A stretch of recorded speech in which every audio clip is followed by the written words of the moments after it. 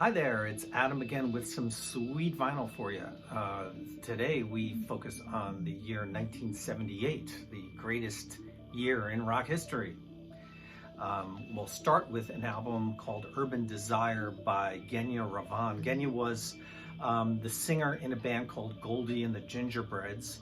The Goldie comes from her mom, who gave her that name because when they came from Poland and didn't speak any English, they were escaping the Nazis.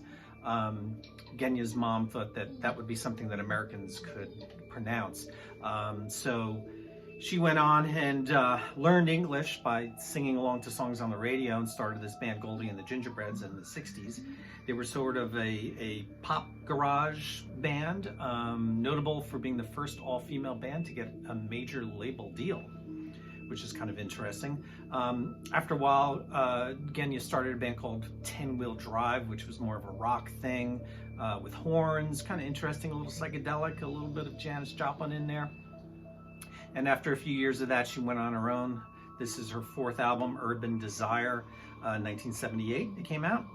Like many albums from the time, especially from New York rockers, you can hear a lot of the influence of like Brill Building pop and early girl groups. Genya even quotes some lyrics from some of our favorite songs from that era. It reminds me in some ways of Meatloaf's first album, Bat Outta Hell, which does the same thing.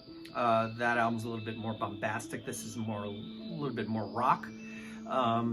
Also on this album is a duet with Lou Reed, which is interesting. I don't think Lou did a whole lot of guest appearances on people's albums, but check out this album. See if you can find it. It's cool.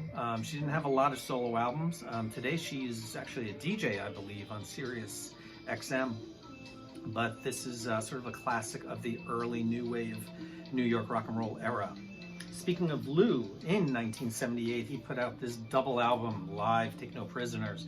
It's sort of a unique album in his canon. Actually, all of his albums have something unusual about them.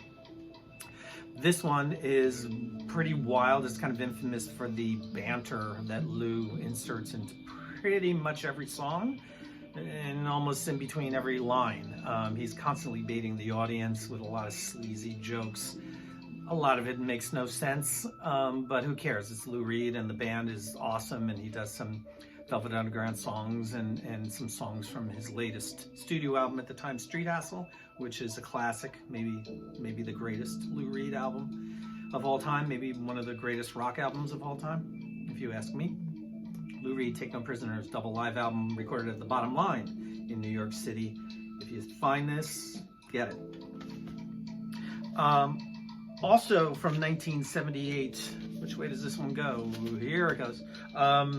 Live Sky by the band called Crack the Sky. Crack the Sky was a band that some people refer to as like a progressive rock band.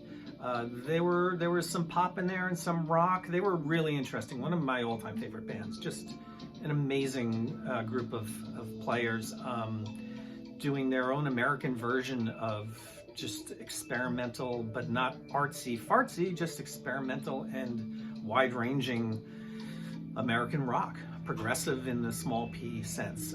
They had 3 studio albums, one of which was called out, the first one was called out by Rolling Stone magazine as like the debut album of the year. John Palumbo was the leader of the band, the singer, and I believe wrote most of the songs. He's out by this time, but the band remarkably doesn't seem to miss him, at least live. They take the songs into unusual territory, songs that already were unusual, but always rocking, always super tight, great soloists, great energy. If you don't know Crack the Sky, you should check them out. Like I said, they're just phenomenal, and they're still around. They put out a new album last year. John Palumbo's actually been back in the lineup, so it's all good with Crack the Sky. Find their records and buy them. Also from 1978, Polyrock, a New York band.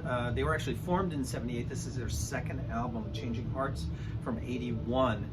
They were produced by Philip Glass, who's a famous 20th century composer. Some people call it minimalism. It's not really minimalism, it's more about the repetition of it. Talking Heads, Feelies, just hardcore rock with a new age twist. just a cool band that you may not have ever heard of. If you find one of their records, like I said, there's only 2. Track them down. This is a cool band from New York, among obviously many cool bands from New York at the time, but Polyrock, check them out. Finally, we have the Comsat Angels. You'll see here that it actually says CS Angels. They were forced to change their name by some American corporation who owned the term Comsat. I'm still not sure what that actually means.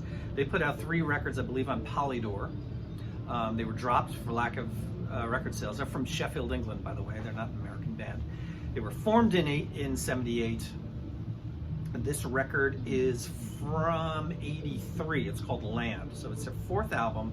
Because they were having trouble selling records, they decided to sort of make their sound a little bit more palatable to the masses, maybe a little more new wave, a little less post-punk. Their early stuff sounded kind of like New Order, maybe. But this sounds more like The Fix. Maybe a little Thomas Dolby in there. You sort of get the idea. Anyway, Comsat Angels, the album's called Land. They did a remake of their own song, Independence Day, from an earlier record, which is kind of their most famous record. And there's another song in here called Will You Stay Tonight? I didn't know that I knew either one of those songs. I bought this because a friend of mine from ages ago loved them, and I finally found one of their records. But when I slapped it on, I recognized both of those songs, Independence Day especially, but Will You Stay Tonight is also, I believe, got some airplay maybe on WLIR at the time. Anyway, another good sort of unknown band, from the new wave 80s, who you might want to check out. The early records are not available on streaming, so if you happen to come across any of those, certainly do that. Grab one of those. But this isn't bad in its own sense. So that's our sweet vinyl for today. I hope you learned something and enjoyed this. There will be more coming up, and I'll see you next time. If you have any questions, feel free to make a comment below. Also, if I got any information wrong, which I tend to do every once in a while, I will try to correct them in the comments below. See you next time.